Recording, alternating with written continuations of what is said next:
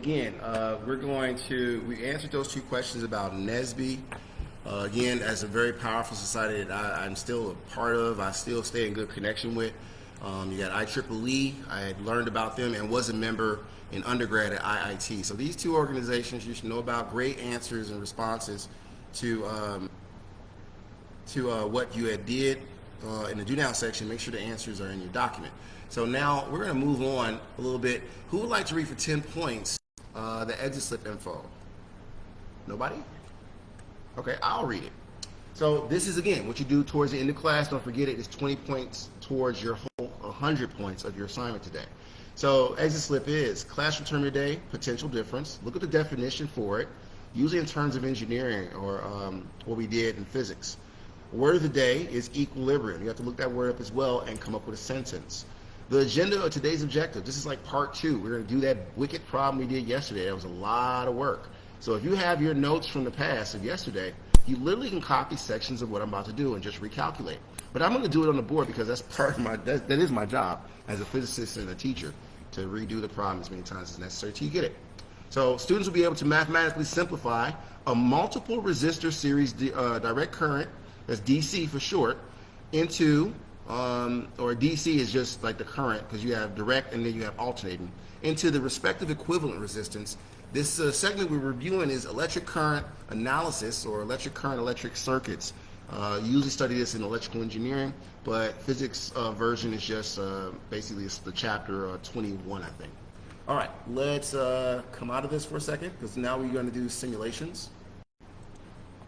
I told you your simulation link, just open a tab, is inside of NSBE. So if I go to NSBE and I come to robotics, make sure you're in that class, you'll see that link here, right? And we're here. This is your assignment for today, all right? So we answered these two questions. Those are the wrong questions, so don't worry about that. I got to update that. Maybe I should refresh. Let me see if I refresh it, will it work? This is an old screen. All right. Yeah, so don't worry about that. But we're answering this question. The link is right here. Okay, let's come up some. And where are we at? We're going to go here for new tab. Plug that in real fast. And we're here, all right? So it should load up, and this is what we're working on. Hit the play button. And like I said, you might want to do this with me because it takes a second load. We only got 8 minutes on this because we got to do that math. You said what, sir? Yes. Now, we did intro. We're going to do lab because we got more tools in the lab section. So click on lab. And yeah, I'm recording this. I'll put it into NSBE Messenger and into the class later on today. So you see how long it takes to load? But I'm there. So everybody with me on this blue screen because I'm about to start working if you didn't start already. All right, so people get confused in themselves with stuff they got to do. You hit the plus sign, right? Add a real bulb. You have to do that. Once you click on that box there, you see the real bulb pops up over here in the corner. All right? Make sure you do this. Some students are having problems. We're literally going to redo what I did yesterday because I didn't like how that ended. Like people was confused and stuff wasn't working. So let's do it one more time. We're going to go up here to the high voltage battery in your tool chest. So it's the one with the little lightning bolt, which means high voltage, right? Put that there, grab a wire, and we're going to connect it just like we did yesterday. Okay? And you can stretch out the wire by clicking one of the connection points. So make a box. It's kind of like your drawing, but this is like a electrical engineering version of CAD. So I'm not going to make this wire too long because the next thing I want is a switch right there. I want to come back and do that over. So let's find our switch. This allows us to safely turn the circuit on and turn it off as needed. Make sure your connection points are solid black because if they're not black, that means they're not connected. If it's red, that means something's not connected. Let's continue on. Leave the switch open for now. We're going to connect it once we're done. All right, we had what last time? The same thing we had last time, except we're not using the high-powered resistors. We're going to use the regular resistors, all right? So let's do that. Grab this, put that there. In fact, I think we should, well, I'm going to be cool with that. So, because I'm being a perfectionist, I was saying, let's use a high resistor and we can make it the actual resistor values of the problem, but we got a lot to do.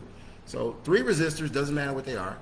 And they're not the high power resistors. The high power resistors are the ones that look like this.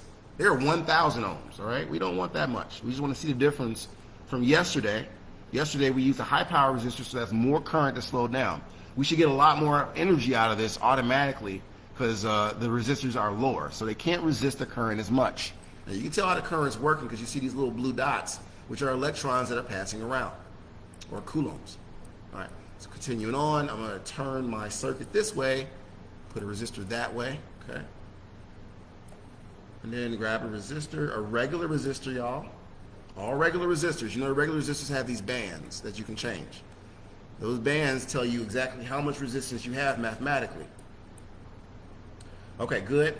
Now, around this side, I'm going to slow down over here because over here we're going to put our bulb. So I'm going to slow down right here, and I'm going to work on the bottom part of our circuit. Oh, I forgot to tell you, turn on your values so you can see everything. Okay? Give me 1 second, I got to close that door.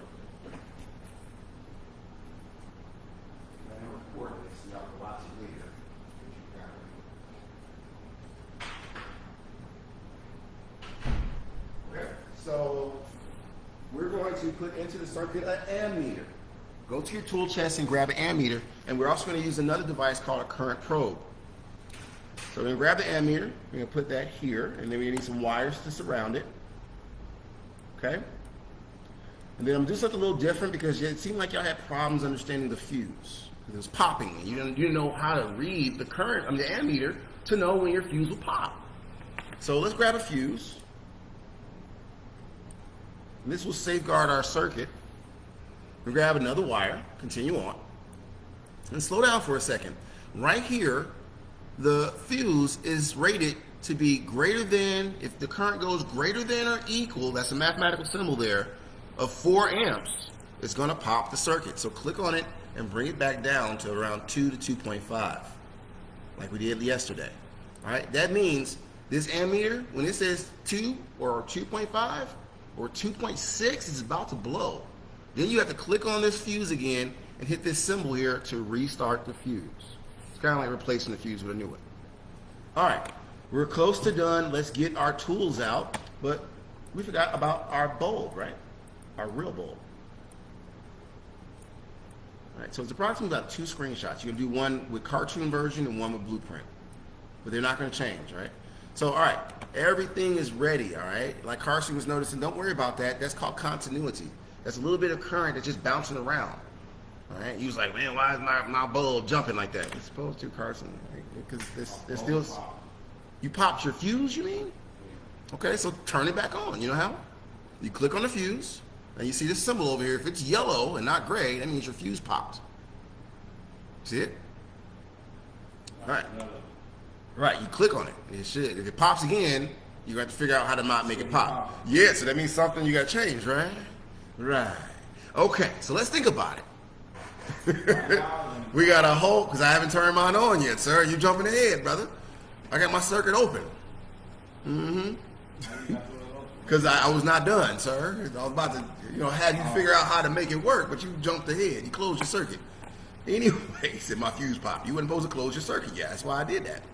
You're supposed to wait. You're moving too fast, sir. All right, so now grab your current probe. It's this one here. You're going to put it right over this resistor so you can see how much you got going across the bulb and the resistor.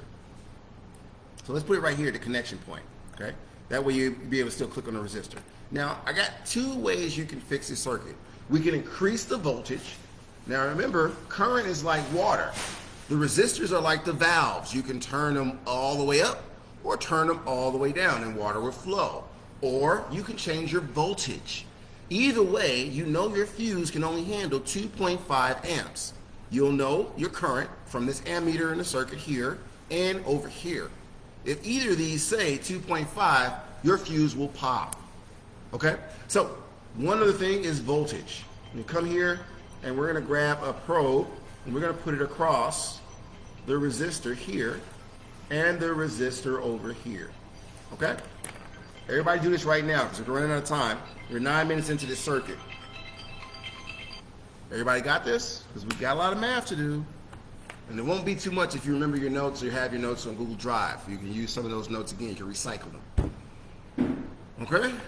Everybody ready? So now let's see what Carson's seen. Boom. So you see how fast it popped? If you look at it, let's start the fuse again. Look at these current meters or ammeters and see how much current is flowing across it. Because if it's too much, it's going to make the circuit explode, and the fuse will be like, not yet, I'm going to let go first. So let's see. I'm going to start with the resistors. Let's increase the resistors up some more because we got too much juice or too much current flowing, right? So I'm going to take my resistor to 120 ohms. It went from 10. Well, I just started with that one. I'm going to test it out. But you can go ahead and try it out, Carson. So let's see what it takes to keep it because I don't want to touch the voltage yet. I want to see if my resistors can fix that first. And notice when I change the resistor, its colors change too. That's how technicians and engineers know what resistor they're using. They have bands. All right, let's click on this resistor. I'm going to give it a little more because I don't think that's enough before I restart my fuse. I'm going to give it 120 as well. And I'm going to see if this third resistor is going to be okay with that. So now if I restart my fuse, oh, it popped again. Darn it. What can I do? So the third one, let's give it 120 as well. That might be enough to stop the current flow. All right, let's go back to the fuse and see if it'll hold. And Mr. Carson is absolutely correct. You get 10 points because I was going to have y'all figure it out in about 2 minutes. Sorry. I need you to stop running further than me. Wait. All right, so you're effective. You see what I did here. Both the meters here, they match and they're under 2.5. That's why your circuit still works, okay? Learning lesson achieved. Now, here's what we're going to do. The first screenshot is a conventional academic electron flow. So let's go over here. You have everything you need. Your circuit's working. Take a screenshot. Do it real quickly because we got to switch to our We Do section. And then next, and I'm going to send this video on SB again so Alika and others who weren't in class can see it and do it on their own. All right. So now that everybody got the screenshot, they put it in their document. Insert it. We got one more to do and then we're done. Do not restart it, your simulation. Come over here and go into blueprint mode. Click on this here. And now it's in blueprint mode. This is what you see when you're in the workforce. All right? They'll give you a big old schematic. Have nothing but these symbols and lines. You have to know these lines are wires. This is a resistor. That's a resistor. That's a switch. That means battery. So you got to get used to that if you're going to work in the field. All right, now, the only thing I want you to change for the screenshot is from electron view to conventional. And this is how engineers and scientists actually look at current flow. These little arrows. Something like Kirchhoff's law. All right, screenshot it and put it in your document, all right? And we're going to switch to We Do now.